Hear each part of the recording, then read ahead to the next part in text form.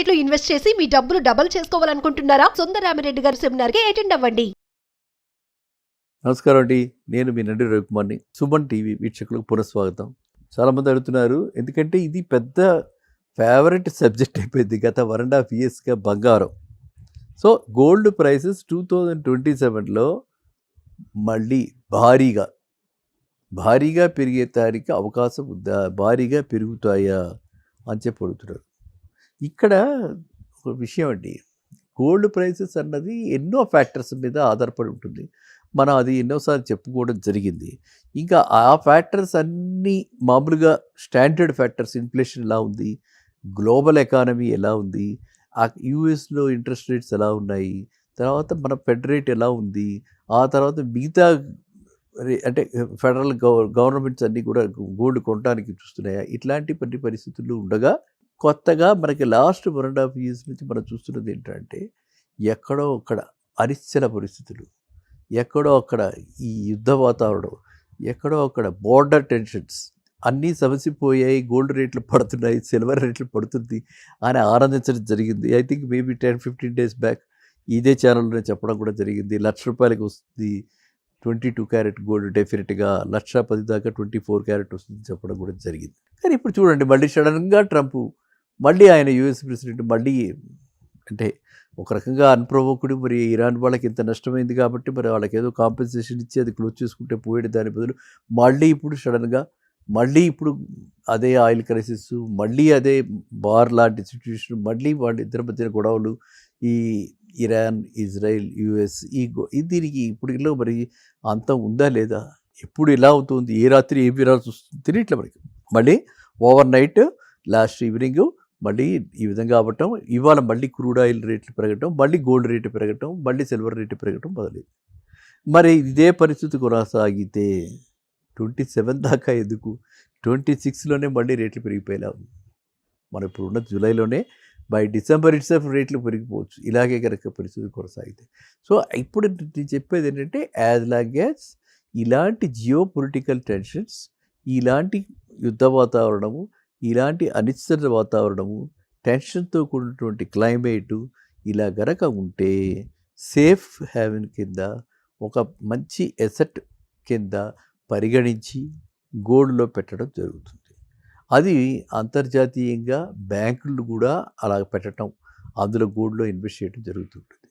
So ఎప్పుడైతే ఇన్వెస్టర్కి ఆ ఫియర్ ఉంటుందో, సెంటిమెంట్ వీక్ అయిపోతుందో, ఆటోమేటిక్ గోల్డ్లో పెట్టడం జరుగుతుంది. ఇవాళ చూశారు కదా, అనూహ్యంగా స్టాక్ మార్కెట్ ఐ థింక్ 1700 పాయింట్లు 1800 పాయింట్ల దాకా కూడా సెన్సెక్స్ పడిపోవడం జరిగింది. ఎవరు ఎక్స్పెక్ట్ చేయలే. అండ్ ఏదో ఒక 600 700 అనుకుంటే వేగంగా 1800, ఎక్కడ 600 700, 3 times అలా. అంటే ఒక్కసారి కనుక నెగిటివ్ మైండ్ వచ్చిందంటే, ఆ ఫియర్ సైకోసిస్ వచ్చిందంటే, దాని నుంచి బయటికి రావడం చాలా కష్టం. ఏ కాస్త పైకి లేచినా మళ్ళీ అమ్మేస్తారు, ఈ విధంగా జరిగిందనమాట. సో ఒక పక్కన మనకి ఎర్నింగ్స్, ఒక పక్కన రిజల్ట్స్, ఈ క్వార్టర్ ఎండింగ్స్ ఇవన్నీ అనౌన్స్ చేయాల్సిన ఈ టైంలో, ఎండింగ్ సీజన్లో, జూలైలో, ఆల్మోస్ట్ జూలై అన్న నెలలో ఎప్పుడు కూడా స్టాక్ మార్కెట్ పాజిటివ్ రిటర్న్స్ ఇస్తుంది. అట్లాంటి స్టాక్ మార్కెట్లో 10 రోజుల లోపలే మనకి ఇలాంటి మళ్ళీ నెగిటివ్ రావడానికి కారణం మళ్ళీ యుఎస్ ఇరాన్ వార్. కాబట్టి ఈ యుఎస్ ఇరాన్ వార్ ఇంపాక్టు ఏ విధంగా ఉంటుందంటే, stock market negative, bullion market positive. అక్కడ వార్ పెరిగితే గోల్డ్, సిల్వర్ ప్రైసెస్ మళ్ళీ they will go up like anything. And war తగ్గితే, క్రూడ్ ఆయిల్ ప్రైసెస్ తగ్గితే ఇన్ఫ్లేషన్ తగ్గుతుంది, దాంతోపాటుగా ఇవన్నీ తగ్గుతాయి, రేట్లు తగ్గుతాయి, గోల్డ్కి, సిల్వర్కి, స్టాక్ మార్కెట్ రైజ్ అవుతుంది. వీళ్ళ ప్రాఫిట్స్ చూపించడానికి పాసిబిలిటీ ఉంటుంది. ఇప్పుడు లేకపోతే లాజిస్టిక్ సపోర్ట్కి, డీజిల్కి, పవర్కి, ఎనర్జీకి దేర్ ఇస్ ఎ క్రైసిస్. చాలా రేట్లు పెరిగిపోయి ఇప్పటికే మనం చూస్తున్నాము. ఎక్కడ చూసినా సరే వెజిటబుల్ రేట్స్ పెరిగిపోయాయని చెప్పి, ఎక్కడ చూసినా సరే సామాన్య మానవుడు కావాల్సిన ఐటమ్స్ రేట్లు పెరిగిపోయాయని చెప్పి, వారు ఎఫెక్ట్ అయిపోయిందని అనుకుని కాస్త రికవర్ అవుతున్న సమయంలో మళ్ళీ ఇప్పుడు రివర్స్ అయిపోయింది. కాబట్టి 2027లో గోల్డ్ పెరుగుతుందా లేదా అన్నది ఈ ఫ్యాక్టర్స్ అన్నిటి మీద ఆధారపడి ఉంటుంది. నేను కాదు, ఎవరు కూడా అది కరెక్ట్గా ఎవరు ప్రిడిక్ట్ చేయలేరు, ఆ ట్రెండ్ ఎవరు చెప్పలేరు. అయితే గోల్డ్ మాత్రం సాధారణ రేట్లో ఒక 10% ఎవ్రీ ఇయర్ ఆన్ ఇయర్ పెరుగుతూ ఉంటుంది. అయితే మన లాస్ట్ ఇయర్ 60-70% పెరిగింది కాబట్టి మళ్ళీ దాని మీద బేస్ చేసుకుని పెరగాలి కాబట్టి అది కొంచెం కష్టమైనటువంటి విషయం. అందువల్ల ఇప్పుడు గోల్డ్‌లో ఎవరైనా ఇన్వెస్ట్ చేయదలుచుకుంటే మాత్రం ఇన్వెస్ట్ చేసేవాళ్ళు మాత్రం పేపర్ గోల్డ్‌లో పెట్టండి, డిజిటల్ గోల్డ్‌లో పెట్టండి అండ్ ఫిజికల్ గోల్డ్‌లో తక్కువ పెట్టుకోండి.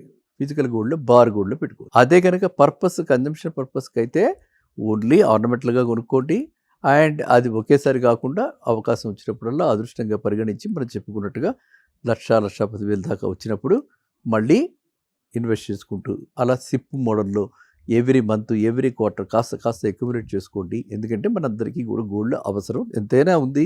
పెళ్ళిళ్ళు, పండగలు ఏదైనా సరే ఇళ్లలో జరుగుతున్నాయంటే శుభకార్యాలన్నింటికి కూడా మన వాళ్ళందరూ కూడా గోల్డ్ పెట్టుకోవాలి. అది మన కల్చర్ కాబట్టి ఆ కల్చర్ని మనం ఎప్పుడు స్వాగతిస్తాం, ఆ కల్చర్ని మనం ఆదరిస్తాం కాబట్టి గోల్డ్ కొనుక్కోవటం తప్పు లేదు. ఆ విధంగా కొనుక్కోండి. ఫర్ ఇన్వెస్ట్మెంట్ పర్పస్ మాత్రమే ఈ విధంగా ఆలోచించాలి. వారు వస్తే మనకు బెనిఫిట్ వస్తుంది కాబట్టి మనం పేపర్ గోల్డ్ కొందాం, డిజిటల్ గోల్డ్ కొందామని అలా వాళ్ళు మాత్రమే. కానీ కన్జంప్షన్కి మాత్రం అంటే ఇంట్లో పెళ్ళిళ్ళకి శుభకార్యాలకు చేసుకునే వాళ్ళు మాత్రం ఆ విధంగా ఆలోచించాల్సిన అవసరం లేదు. Once in a life time marriage చేసుకుంటాం. సో లెటస్ అది మీరు దాని గురించి ఎక్కువగా ఆలోచించకుండా చక్కటి ప్రశ్నే. కానీ ఇలాంటి ప్రశ్నలు చాలా ఇబ్బందికరమైనటువంటి ప్రశ్నలు, ఎవరు ప్రిడిక్ట్ చేయలేనటువంటి ప్రశ్నలు. ఇలాంటి ప్రశ్నలకి నేను ఒక రకంగా అంటే ఆహ్వానించినా కూడా ఇలాంటివి అంటే మనం అన్‌ప్రిడిక్టబుల్ అండ్ దీని మీద అజంప్షన్స్‌తో మాత్రమే ఇలా జరిగితే ఇలా జరగడానికి అవకాశం ఉంటుంది. యుద్ధ వాతావరణం ఇలాగే కొనసాగితే గోల్డ్ మళ్ళీ పరుగులు పెట్టే అవకాశం ఉంది. 2027లో ఇదే వాతావరణం ఇలాగే కనిపిస్తే 2 lakhs దాటే అవకాశం కూడా ఉందండి.